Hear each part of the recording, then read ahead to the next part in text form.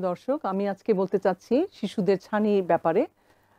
Actually আমরা সবাই বড়দের ছানির ব্যাপারে অনেক সবাই জানি যে বৃদ্ধ বয়স হলে বড়দের চোখে ছানি আসে, কিন্তু আসলে শিশুদের চোখেও খুব নিয়মিতভাবে অনেক সময় দেখা যায় যে আমরা ছানি বাচ্চাদের পাই যে চোখে ছানি পড়েছে।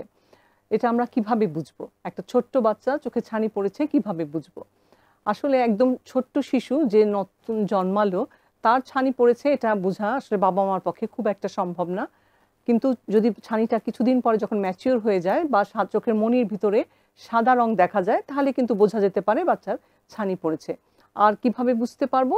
যদি একটা বাচ্চা, ছোট বাচ্চা খুব কম দেখতে পাচ্ছে, যে কোনো যখন দেখতে শিখছে তখন সে খুব কাছে যে দেখতে পাচ্ছে জিনিসটা, অথবা রোদের আলোতে দেখবেন তাকাতে পারছে না, চোখগুলো ছোট করে ফেলছে, অথবা যে কোনো জিনিস দেখার বেলায় চোখটা খুব ছোট করে দেখার চেষ্টা করছে, তাহলে এটা একটা লক্ষণ হতে পারে যে বাচ্চার চোখে কোনো সমস্যা আছে। সেটা হতে পারে ছানি বা সেটা হতে পারে চোখের পাওয়ারের সমস্যা। ছানি বুঝার উপায় আসলে ডাক্তারের কাছে আসতে হবে। যদি শুধু দেখা যায় যে চোখের মনিটা সাদা হয়ে গেছে, তখনই হয়তো বাবা মা আপনারা বুঝতে পারবেন। তাছাড়া আমি যে লক্ষণগুলোর কথা বললাম, এগুলো যখন আপনারা দেখবেন আপনার বাচ্চার মধ্যে এই লক্ষণগুলো দেখা যাচ্ছে, তখন আপনি দ্রুত চক্ষু বিশেষজ্ঞর কাছে আসবেন।